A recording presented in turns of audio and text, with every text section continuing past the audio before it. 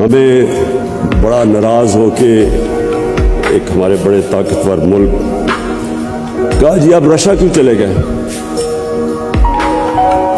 ایک ملک کو کہہ رہے ہیں کہ آپ نے رشیا کا دورہ کیوں کیا اور غصے ہو گئے ہیں.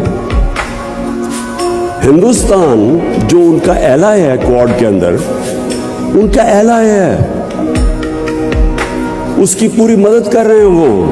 وہ نہ تو صرف ہندوستان وہ روس سے نیوٹرل ہے، وہ ان سے تیل امپورٹ کر رہے ہیں جب ان کے اوپر کوشش کر رہے ہیں سینکشنز لگانے کی کہ رشیا کو پریشرائز کریں. اور میں آج بیان پڑھ رہا ہوں برطانیہ کی فارن سیکرٹری کا کہ جی ہم ہندوستان کو نہیں کہہ سکتے ان کی انڈیپینڈنٹ فارن پالیسی ہے، اٹس این انڈیپینڈنٹ کنٹری. تو ہم کیا ہیں؟ ہمیں تو صرف آپ وہاں کے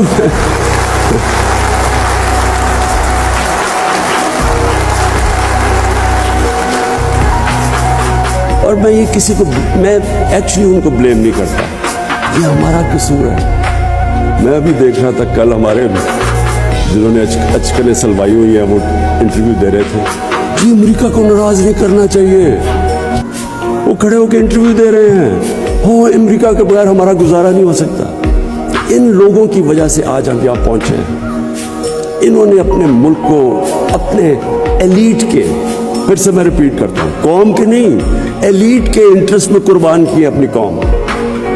ان کے لیے انہوں نے سارے ہمارے ملک کو ذلیل کیا دنیا میں، ہمارے اکنامک انٹرسٹ انہوں نے قربان کی اپنے ذاتی، جن کے پیسے باہر پڑے ہیں، دولت باہر پڑی ہوئی ہے.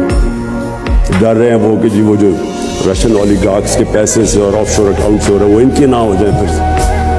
اس لیے ہمارے سارے ملک کو، سارے ملک کی عزت کو داؤ پہ لگاتے ہیں.